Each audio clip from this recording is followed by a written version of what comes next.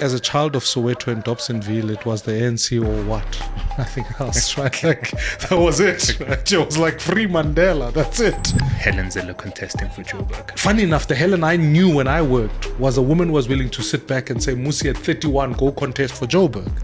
Now suddenly she's like, no, it's me and me alone. I don't understand that logic.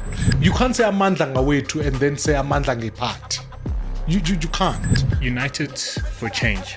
Where's the money coming from, and what role are the donors playing in the decision to unite? I can say categorically that there hasn't been a donor who's come to me and said merge with party X, Y, and Z. They haven't done that. Welcome back to Palatable Politics. With me, your host, TJ Maslela. Welcome to the show. In today's session, we're going to be with our guest today, Mr.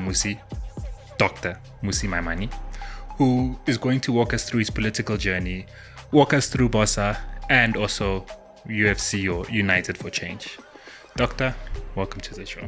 Firstly, thank you for having me. It's my great privilege to be here. It's great to engage. I'm looking forward to it. I really am. Can you tell us briefly, and I know you've probably got this question all the time, what about what was happening in the time that you joined politics led you there? What was that trigger moment, that spark that said, I have to do something? Like all of us, kids in Soweto, young people watched our democracy change. We all thought to ourselves that it was the happily ever after moment, right? It was the ANC, there was the triumph of freedom. It was all of the above. And for many of us, the sense of going, well, let's go do other things became then the natural order of the day. And then I think I was delivering food in a community and I bumped into this woman who was digging a hole in her garden. And so I asked her, when's I done, Mom? She says to me, look, I'm building my own toilet. And then I thought, surely at the time, democracy enjoins us to give people material goods that they need to sustain freedom.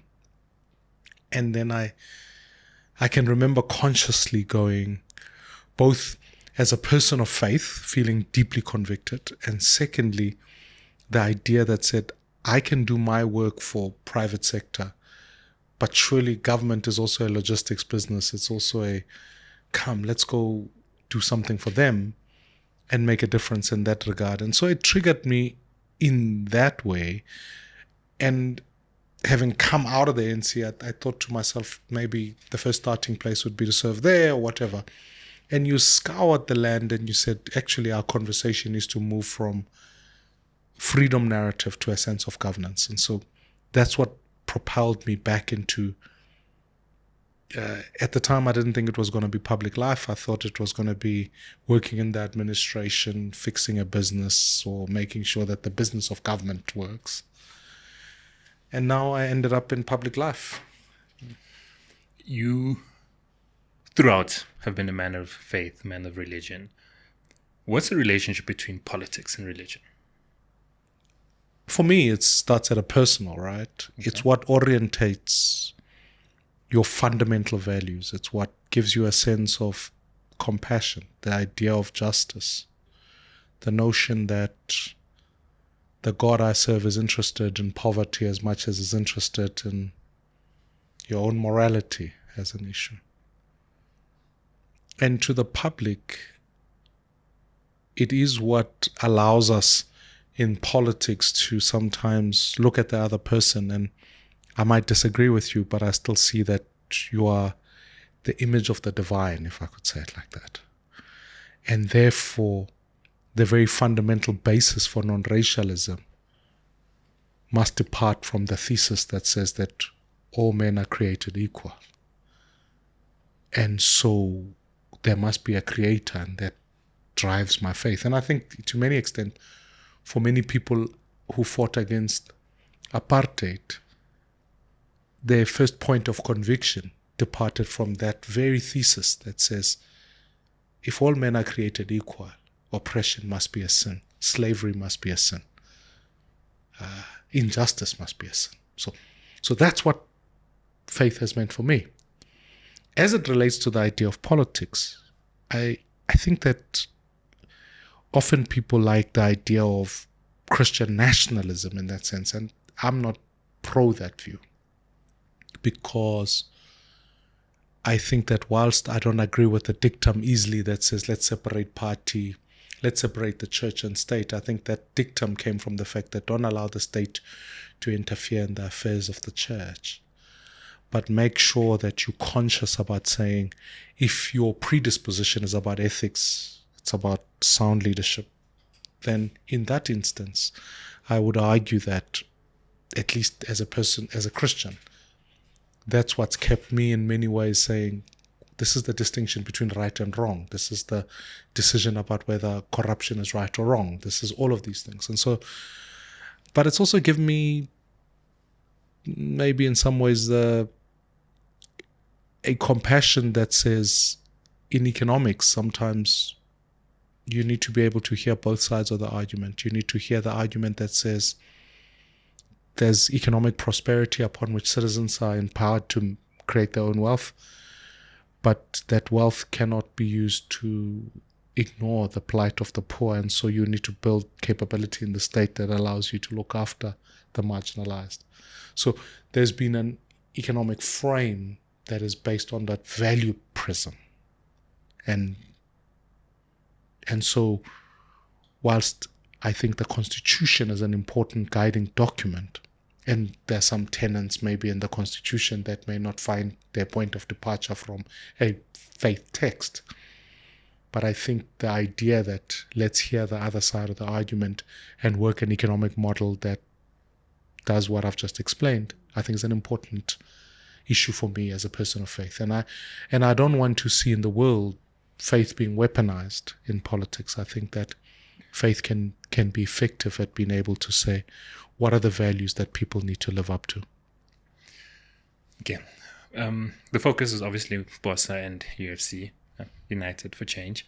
But starting through your political career, it started ANC. Why did you join them and why did you leave them? Firstly, as a child of Soweto and Dobsonville, it was the ANC or what? Nothing else, right? Like, that was it. Right? It was like free Mandela. That's it. And of course, there were other formations, whether the PSC, AZAPO, they all existed. But the collective had the idea that it was Mandela, the ANC, that was it. And so naturally it became a political home. And of course, growing up in a family, my family weren't always political. They were politically conscious, but they weren't in that way. I had a grandmother who was a staunch Catholic. And again, another moment that speaks volumes to me, as I remember the profound leadership Nelson Mandela showed at the gunning down of Chris Hani. You know, I remember as a child watching that. I can even remember the ugly purple tracksuit that Tokyo Sehwale was wearing on, you know, it's like a mental frame. But I can also remember us gathering at that time to pray for that moment as a family, as if our neighbor had died. It felt that close, that personal. But the leadership of President Mandela could be, or who wasn't then the president, was some of the finest leadership moments I've ever seen, observed anywhere in the world. And it's easy to say that about Mandela, but of course it needs these moments. So that was that. But I also think that beyond freedom, there were ideals that infused in our constitution that I thought the ANC upheld. The ideas of non-racialism, the sense upon which we weren't in a struggle of black versus white. It was, how do you undo a system that oppressed others? So these were the ideals. So they spoke to me. And then the departure came out of that first moment, the incapability to transition liberation to freedom, to governance in that sense. The genuine incapability. And the earlier parts were, there was a significant project that was delivering against that. I thought we were seeing growth. I thought we were seeing a country electrifying. This is in Becky's era. Yeah, I thought we saw some of that. And then the transition that said, no. The state is a private business for private individuals was for me the realization that not only was that the almost not the commencement of corruption, but the almost the institutionalization of corruption, if I could use that term. And furthermore, the idea that ideas died. What does South Africa look like post an ANC government? I thought the ideas no longer existed. So as a young South African, or as a young adult, newly married, have my first child, what do I want to say to my kids about the South Africa they will live in? And I thought the ANC had lost the plot. You know, in your book, which you guys should read, there's a point where you quote Barack Obama that we don't need good leaders, we need good institutions. So something along those lines. So I guess that speaks to it. Now, I think it was about 2009, you join DA. And joining DA at a time when it was largely seen as a white party, that's where all the racists from apartheid are, etc. What informed that decision, and what was your experience in it? Firstly, I think in part, maybe like you, or maybe I grew up this 1.5 world. You are fully in the township, living the black experience, but you end up at these Model C schools, and suddenly you have to interact with people of a different race. What that does to you is that it normalizes people of a different race. You either don't hold feelings of inferiority or superiority. So when I looked at the DA, my question wasn't whether it was white or whatever. It became normal that you could lead white people if you so chose to do that. And secondly, I thought it was busy at the time, maybe naively, thought was answering the question, can it govern?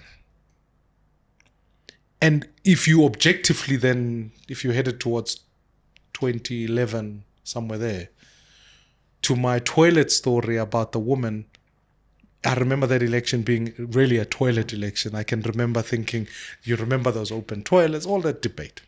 But the broader question was whether, can you govern and deliver dignity for people? And that is an economic question, that is a service delivery question, etc. So I joined with the agonizing itch that said, can we deliver services for people? And as I rose through the ranks of the DA, I grew to believe that we could transform this organization into one that was inclusive for all South Africans, that had an economic model that could benefit everybody, in which ethical leadership could be expressed, and that corruption wouldn't be the order of the day. That in actual fact, we could own the values that I thought our democracy was built on. And you can remember some of the, what seemed gimmicky, but was very important, performative politics, which was, could Mandela vote for the DA? Right. And that was part of the argument we were trying to put forward, to say the values of Mandela no longer were existing in the ANC. And we were deliberate about saying, can we inherit that legacy to continue it in a way that's incorruptible? And then, as history will tell its own story,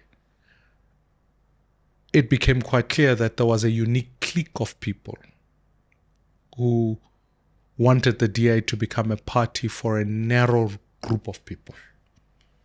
And the interests of those people trumped the interests of the country and the collective. And I felt that my continuing or staying within the DA would have meant that not only do you split the organization, but you starve it of financial resource, but you also create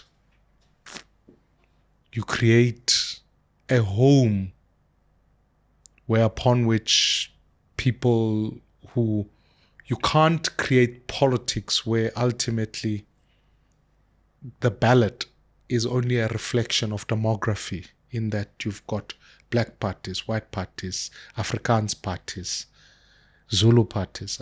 I thought demography then becomes destiny, and I'm not certain that those are the politics I want to play. And that's the reason I had to leave, to build one South Africa, because throughout my existence, sure, I'm in a mixed marriage, my wife's a white South African, we've got mixed married kids. It's that I genuinely do believe that it is possible to build a South Africa that works for all, where all races can work together. So I genuinely believe that. Once again, in your book, you speak on what it means to be black and the discussions, questions you had with yourself. If you to tie that into, outside of DA, just our political system now, the role of identity politics, where are we and where should we be? I think I speak in the book about the fact that we've been exiled from the self. We live in an African context and a continent, and yet we fail to define what that means. We've often defined it by the cultural infrastructure, but we disassociate it sometimes from what does it mean to be competent as an, what does it mean to be, where are the brilliant minds, the thinkers, the poetry, so often people talk about deconstruction and decolonization. I want to argue the case to say there must be a constructivist sense upon which our values of Ubuntu and an African pride rises up. So what our politics have failed to do is that they've defined themselves, in some ways as D something or NT something. So you're either anti-white or anti-this, and you fail what I thought progressives like Steve Biko wanted to see when they spoke about black consciousness, that it wasn't a definition of anti-this, but a conscientization that there must be brilliance in being black.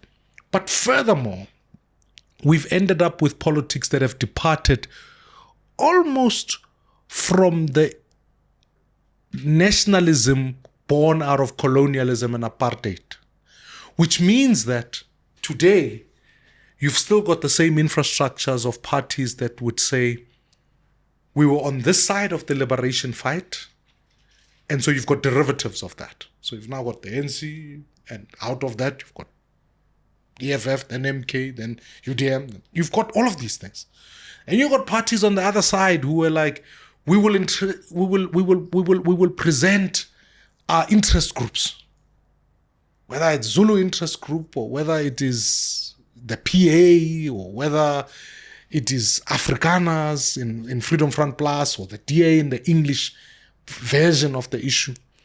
So our contestation is no longer about ideas and ideals.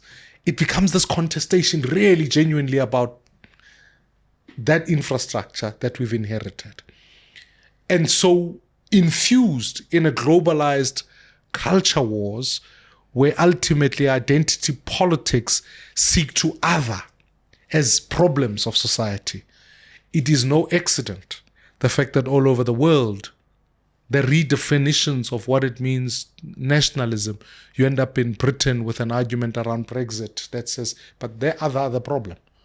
You end up in America with, by let's talk about making America great, we mean let's restore it to its owners who happen to be of a particular color. And let's elect leaders who will uphold that. And you can see that post Barack Obama's presidency, for argument's sake.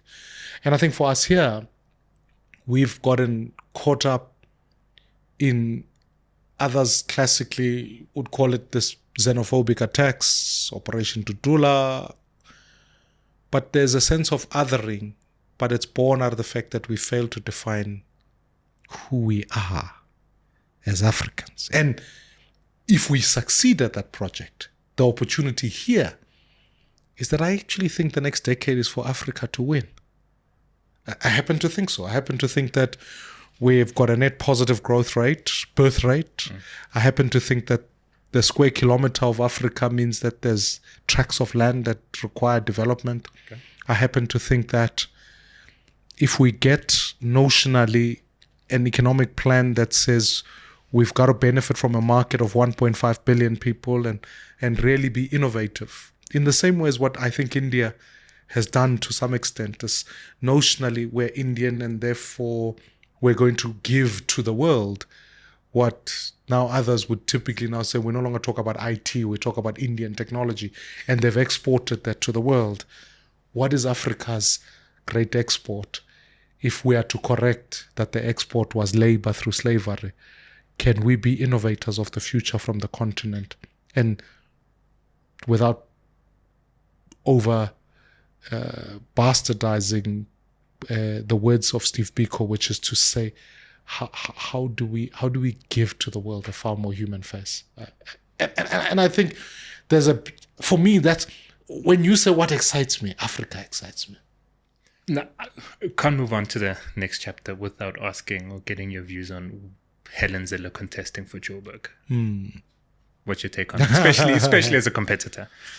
Firstly, I have no qualms with Helen. I just have a qualm with what the Helen candidacy means. Okay. And the Helen candidacy means the following things. It means we've got someone in the early or mid 70s, which has to ask the question, where's the new set of talent coming through, right? Like, that is an indictment on that. Funny enough, the Helen I knew when I worked was a woman who was willing to sit back and say, Mmusi, at 31, go contest for Joburg. Now suddenly she's like, no, it's me and me alone. I don't understand that logic. The second problem is that she's already run a city, Cape Town, and then a province. And now she's a party. Now she's gonna go run Joburg if she wins. Well, what's next? At 80, should we send it to eThekwini? And then is that the leadership dictum we want to be known for? To say no, we can't find leaders elsewhere. So if we think somebody's done a good or a bad job, we just gotta rotate them. Isn't that like an indictment? I think were I to direct what I think, and before I left the DA, we established a school of governance, because you'll remember in 2016 we'd already started to win more metros. I think people like Helen, I think people like Cyril, I think people like President Mbeki, I think many of those kinds of leaders who are in their mid-70s, somewhere there, must invest their time really creating mentorship opportunities where they can pass on skills. Because whilst people say, but America has elected an 80-year-old and all sorts of that, I think the world is so dynamic.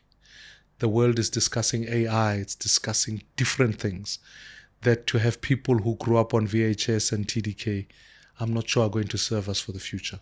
And I know there are a lot of young people who are like, what's VHS or TDK? If you know how to rewind a cassette like this, you shouldn't go out during COVID. You are vulnerable. Okay, fine, fair enough. Now, the last one before BOSA, you went the independent route, and I know you were part of the process of changing the electoral system. Why did you do that, and to what extent has that been achieved? Firstly, I think when I left in 2019, it wasn't just a departure from the DA. I could have literally resigned leadership of the DA and remained an MP. But the difficulty I faced up with was that Parliament and politics had become an elitist club. And I remember as night follows day, I was sitting inside the House of Parliament and students were marching outside for Fees Must Fall. You remember that? And you can't get a bigger picture that tells you the elites are inside with their salaries of R1 million and the poor are outside. And I remember saying to President Ramaphosa, I said to him, President, until we figure out how to get those people's views to be well represented in here, there will come a day when they return here and there will not be an army that will protect this thing. And I think when I left, I was grappling with the question of how do we upend democracy, give it back to the people. So when we went to the Constitutional Court, you will remember in Judge Madlanga's judgment, when he delivered it on it was to amend the electoral law so that a constituency-based model could come through. But he uses the phrase, even in that judgment, to say it's power to the people. You can't say amandla ngawethu and then say amandla ngeparty. You can't. So we wanted to bring back democracy back to the people, and we were intentional about that. People loosely said, well, now you are just fighting for independence. No, we were fighting for a constituency-based model and an amendment to the Electoral Act. We've gotten independence, which is constitutional provision that says if there's a right of association, there must be a right of disassociation. But the struggle is still far from being won, because until we see some form of constituency, until we see some form of direct election, whether of the person of the president or the mayor, I don't think we've quite gotten to where we need to. And funny enough, at the Zondo Commission, President Ramaphosa reflected on the fact that South Africa was an anomaly on this issue, because when you look at the SADC region, there are direct elections, which forces the idea of saying, let's give democracy back to the people. Let's fix for that. That's why I didn't start a party when I left, because the formations of parties nowadays is to say you leave your home and then you take branches and structures, and then so nothing really changes except it has a different name and logo, but it's just a conglomeration of branches that come from X. We wanted to give something new. That's why we said, if we build one South Africa, if we allow even for candidates to be nominated in communities. I'll be honest, and I'll say this here. It's not a word of... There were many candidates who stood for BOSA in the 2024 elections that I literally met towards the electoral process. How did you guys go about selecting the people that were in that room? We set up an independent panel.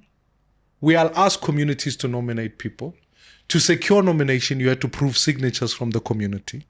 Then Not you... like Zuma's. Okay, continue. And then you had to produce a set of competence that would allow you to stand before a panel that would work with you. And then that panel produced a ranking. And the consequence of it is that you then produced a list. And to me, whilst not perfect, we've learned some lessons post, because you also need people who are coherent with at least your ideology, coherent with some of the macro planning. There's some improvements in that. And the sense of saying, you work for your seat. Politics must bring you back to saying, engage a constituency, build it. Because I think for too long in South African politics, we've made the party do the hard yards. And sometimes the candidates, even in the list process, you never know them, and you never do the exercise of going on to the IEC's website to say, oh, number 4 in the ANC's list is this person, or number 5 in BOSA's list is that person. And if you don't have that, you really don't know who could be your premier, or whatever the case might be. It seems like you had a blueprint as to how to do it. And I mean, this makes sense. So then why why start the United for Change? Because the platform is similar, and we mustn't lose track of the fact that also what happened in 2024 was a new era of coalitions at national government. Now, as South Africans, we're a bit punch drunk about how to manage coalitions. In 2016, we had a lot of work to do on coalitions at municipal levels. And I think people are like, you can't have a mayor every month. Seriously, it's not. So fixing for that requires you to be mature about how that's why the constituency-based model is ideal for something like the UFC. Because now suddenly, in a ward, surely the problems in that ward are not greater than the number of candidates standing in that ward. Seriously, like you in a ward, you want water, you want electricity, you want your streets, your potholes to be fixed, you want some form of safety so that you can run your business. 30 candidates standing in that ward is not helpful. It doesn't respond. And also, how many people can you get to say, we will fix water? They say the same things. So bring them together, because local government is heavily regulated. On a model perspective, we will go through a similar process of allowing communities to nominate. So the Uberization at local government is still something that we still do. But the pragmatic of it in terms of numbers, because politics does have that derivative with it, you've got to say to yourself, oh well, if BOSA, Rise, Action, Good, and then MK are standing in one ward in an election of 60 people, the population who's coming to vote is 60. If each of those parties get 10 and then MK get 12, they've won the ward. But if each of those parties worked together and got 30, they would have won that ward. So seriously, do the exercise of conglomerating, giving citizens an offering and a platform upon which the best leaders from that community can represent. In that analogy, how do you determine which parties should work together? Which essentially comes to how were the parties that were joined United for Change selected, and I believe is still going to grow. But what's the criteria? How do you determine the criteria is out? Pre-decide on values, so ideas of constitutionalism, non-racialism, and a centrist type economic outlook and model. Create a space where ethical leaders can come through and ethics becomes an important issue. So once you've articulated those values, then we're working hard now at what is the plan for local government and cities so that we can put that there. And then we can come back to people to be able to say to them, well, if you think, and maybe you might have one or two additions we may all agree with, you're an advocacy group in Joburg. You are advocating for water. Put the best candidate forward who can stand for Unite for Change if they share those values. And we agree that citizens want water, get them to be elected. So we've gone out of our way and foregrounded it on that basis and saying, whilst the primary list, it's not an exhaustive list, let's work to bring others on the table. What does it mean to be a centralist? All over the world, people talk about centrist parties, which in some ways speaks to a mixed economy, which most economies are that. But it is an acknowledgement principally that people want to create wealth but you cannot, in some ways, ignore the plight of the poor. And so you need competence to be able to look after the vulnerable citizens.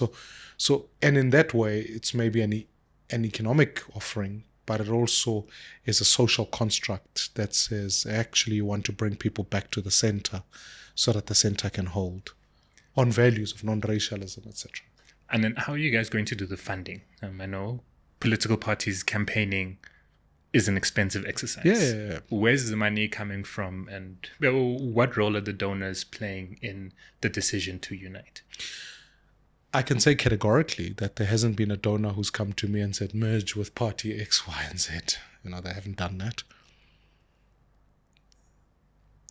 Can we democratize party funding? I think it's possible. It is the ultimate unicorn in politics, but I think there have been models. Obama and others have shown how you can ask citizens to make low-value donations into the thing. I also think that if you can be able to locate it in communities in simpler terms, those communities must be able to fund their candidate. And then, of course, we'll go out and find donors now to say, whereas before you might have to meet with each of these parties individually, they've come together, maybe write out a check that speaks to the collective rather than the few. How do you think democracy should be funded in the country? I think it should be funded by the people. I really do think the culture of getting people to contribute to their party must be something that we work harder at and make it easier to do. But having said that, I think one of the things that have fallen apart is that at local government levels, when parties get represented in parliament, they don't get funding so as to establish those parties. So what invariably happens is that you've got a party who was a civil society organization, they come in, but they haven't really costed their ideas, they don't have a policy framework, they don't have money for all of that. They just campaigned and did the right thing, which is convince people of their argument, but they lack the capability. So like when I see some of these coalition formations, I bump into people who are like, we want to be the MMC for transport. And then I go, where was your manifesto on transport? They don't have one. What do you want to do in transport then? We don't know. We're just there for... And so you've got to say, what other reasons are you wanting transport then? So I just think that we've got to create the public first for capacitation of political parties so that there's fewer, not more, but create the culture where citizens can make contributions themselves. This one is a thing I think we, as people, struggle with individually, but also in this sense of politics, who to vote for, etc. And from your experience, how does one know when it's time to leave and when it's time to continue fighting? How have you been able to draw that line in your time? Values are the biggest decision maker for me. When our values don't align, it is that time to depart. And what I mean by that is, if you are a person who believes in non-racialism, for argument's sake, and you see tenets of racism coming on board, it violates your values. Don't stay. Don't stay. Don't stay. We should also, especially from an electorate point of view, because people often say, when do I want to vote for someone else? Keep in mind that every election is a referendum on the future. So think about a preferred future you want that gives expression to your values, and be loyal to that before you are loyal to a party. Because we sometimes make political parties these badges that we wear for eternity, a bit like some of us who are loyal Kaiser Chiefs supporters, even however difficult it is. And Liverpool, unfortunately. And Liverpool, not unfortunately. It's unfortunately. But, we become loyalists. But in politics, I think we should really be constantly looking for appropriate leaders who represent our values. Because at the end of the day, the organization mirrors or begins to draw its own inspiration from where the leader is at. So if the leader is corrupt, be assured the organization will be corrupt. And secondly, if you don't align with the leader's values, if the leader is racist, if the leadership collective starts to display effects of being incompetent, incapable, misaligned on values, these are dishonest people. Don't stay. They don't change. United for Change.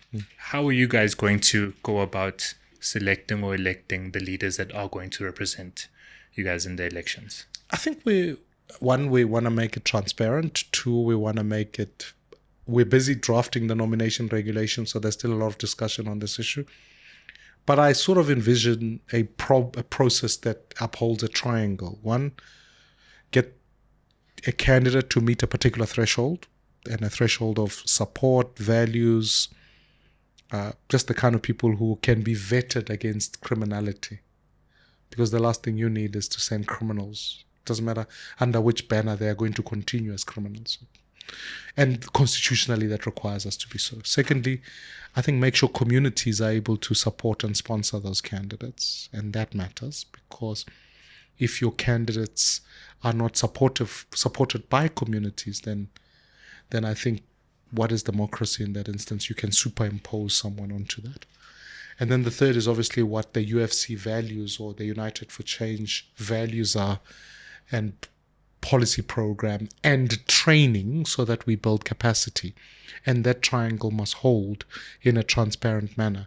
If you keep the balance between those three things, it means that once contractually you break any one of those corners, as it were, you are not fit to stand for office.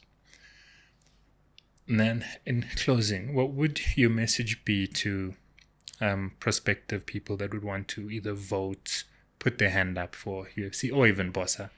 What's your message to them? Why BOSA until the time that that term lapses? I think pitch. My advice to them is no party is perfect, but you can shape it. You can shape it and show up. My issue is that this is a generational mission.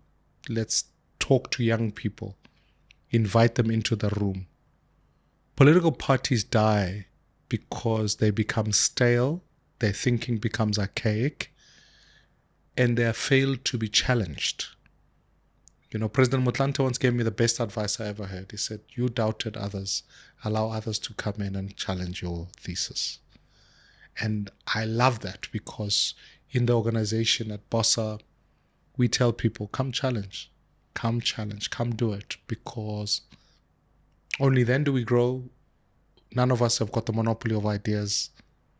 Come do it. So long as we keep the engagement honest, not, some other people try and create factionalism so as to run chaos within an organization. If we're honest and are honest about our country's interest, my message to them is show up, and we will together craft something better.